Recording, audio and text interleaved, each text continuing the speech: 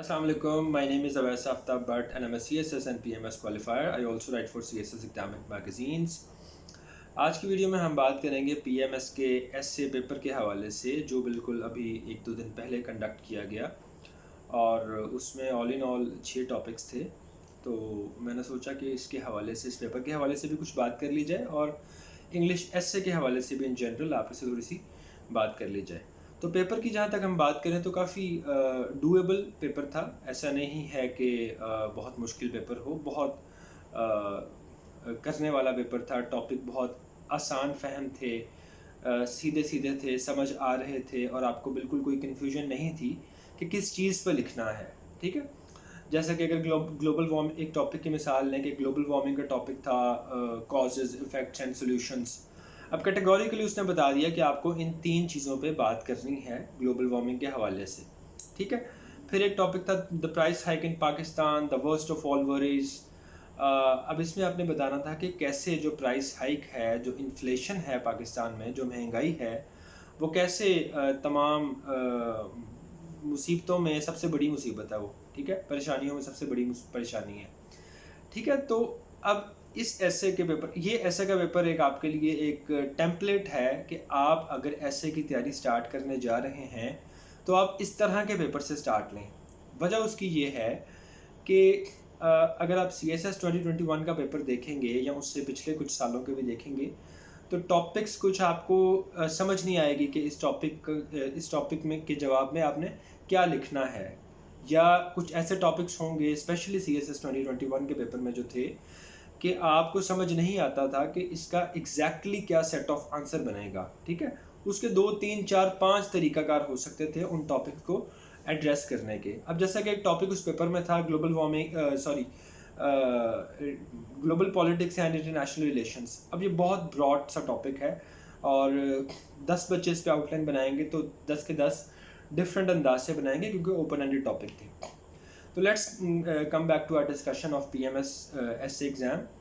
पहला टॉपिक था जी the price hike in Pakistan, the worst of all worries. अब इसमें आपने बेसिक जो आपने देखना होता है ऐसे में कि आपसे एग्जैक्टली क्वेश्चन क्या पूछा गया है। ठीक है, बाकी तो आगे पीछे आप इंट्रोडक्शन डाल देते हैं, कंक्लूजन, कोई बैकग्राउंड पर कॉन्टेक्स्ट पर आ जाता है, कोई कॉजेज आ जाते हैं, ये इधर उधर की चीज़ें हैं। जो मेन क्वेरी पूछी गई है, आपने साबित करना था इस ऐसे में कि किस तरह से प्राइस हाइक जो है वो सबसे बड़ी परेशानी है। ठीक है, तो उसमें आप बताएं कि प्राइस हाइक से एक आम आदमी मुतासिर होता है, इसके पॉलिटिकल इम्पैक्ट्स हैं। इन्फ्लेशन बहुत ज़्यादा हो जाए तो पॉलिटिकल इंस्टेबिलिटी आ जाती है, आपकी मैस प्रोटेस्ट शुरू हो जाते हैं, आपका इकोनॉमिक लेवल पे आपका काफ़ी मसाइल पैदा हो जाते हैं। इन्फ्लेशन बहुत ज़्यादा हो जाए तो लोगों के लिए सोशल मसाइल पैदा हो जाते हैं। आपका जो बजट होता है, जो आपकी एजुकेशनल एक्सपेंसेस हैं, हेल्थ रिलेटेड एक्सपेंसेस हैं, हर चीज़ इम्पैक्ट होती है। आपकी लोगों की साइकोलॉजिकल वेल बीइंग इम्पैक्ट होती है। तो इन तमाम चीज़ों को आपने कोई 8-10 पॉइंट्स बना के डिस्कस करना था, फिर इसके कुछ असबाब लिख देने थे, कॉजेज जिनको बोलते हैं, और उसके बाद उनके सोल्यूशंस दे देने थे। अब PMS के ऐसे का क्योंकि 2 घंटे का ऐसे है तो एक स्पेशल पैटर्न है कि ये किस तरह से डिफरेंट है CSS के ऐसे से। तो इसमें बहुत ज़्यादा डिफरेंस नहीं होता, बस नंबर ऑफ़ पैराग्राफ्स आप कम कर देते हैं PMS के ऐसे में। ठीक है, तो ये टॉपिक आपका इस तरह से एड्रेस हो गया। एक टॉपिक था जी आपका global warming, causes, effects and solution, causes, effects and solutions, sorry. अब इसमें आपने हर जो हेडिंग है, कॉजेज़ हैं, इफ़ेक्ट्स हैं और सॉल्यूशंस हैं, हर किसी में आपने कोई छः पॉइंट्स आप बना दें। आपका एक 18 पॉइंट्स का ऐसे आपका अच्छा तैयार हो जाएगा। इंट्रोडक्शन आ जाएगा, कंक्लूजन आ जाएगा, आपका ये आ जाएगा पैराग्राफ कि ग्लोबल वार्मिंग है क्या, उसको आप एक्सप्लेन कर देंगे। तीसरा आपका टॉपिक था the Russia Ukraine war and its impacts on world's economy. अब ग्लोबल इकोनॉमी पर उसके क्या असरात हैं वो आपके सामने हैं। ऑयल प्राइसेस ऊपर चली गई हैं, आपका जो एनर्जी सप्लाईज़ हैं उनका इशू बन गया है, गैस की सप्लाईज़ का इशू बनेगा, आपकी डिफरेंट सैंक्शंस आ जाएंगी जिनमें काफ़ी सारे मुल्क जो रशिया के साथ ट्रेड कर रहे हैं वो इम्पैक्ट होंगे। तो ओवरऑल आपने इसके इकोनॉमिक इम्पैक्ट्स इसमें लिखने थे। इसमें आपने फोकस करना है कि आप जो इम्पैक्ट्स लिखें वो इकोनॉमी के हवाले से ही हों। ठीक है, आप सोशल पॉलिटिकल चीज़ें इसमें ना डालें।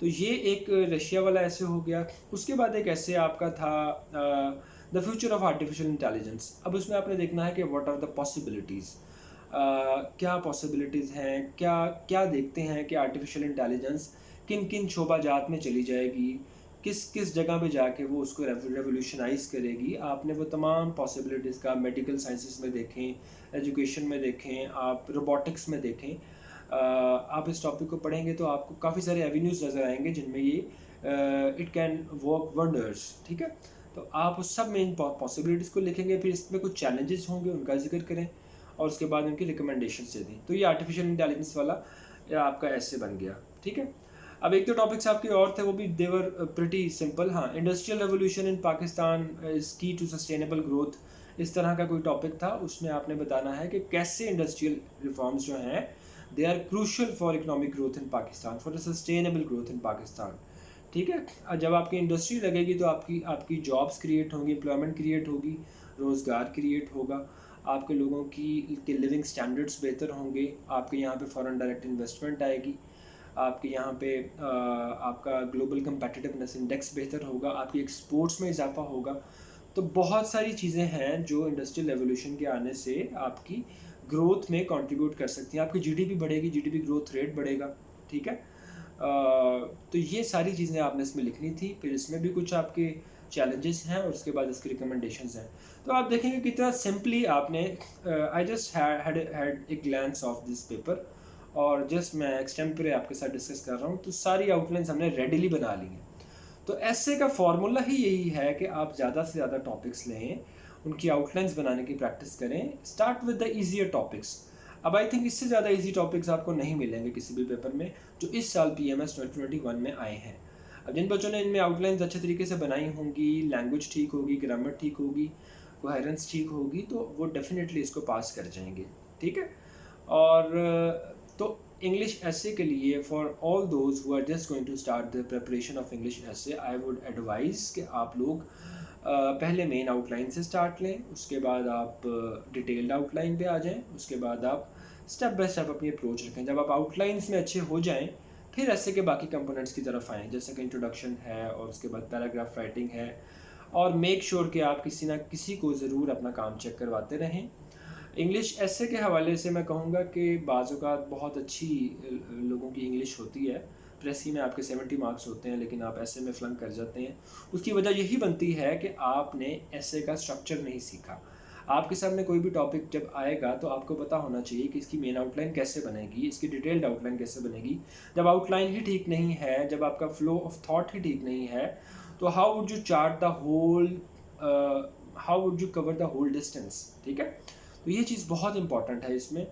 आप you should start with the extensive outline practice. ठीक है, इसके लिए आप अपने किसी कुलीग से, किसी दोस्त से, किसी ने आपके सर्कल में CSS किया है उससे, या किसी रेगुलर अच्छे मेंटोर से भी गाइडलाइन ले सकते हैं कि कैसे इन चीज़ों को लेके चलना है। और remember one thing, practice is the key. Practice करेंगे तो you will feel yourself dancing in the examination hall. अच्छी प्रैक्टिस की होगी तो कोई मसला नहीं होगा एग्जामिनेशन हॉल में। ठीक है, आपसे मुलाकात होगी किसी नेक्स्ट वीडियो में। वीडियो को लाइक कीजिए, सब्सक्राइब कीजिए, चैनल को सब्सक्राइब करें और कमेंट करना ना भूलिएगा। Thank you very much.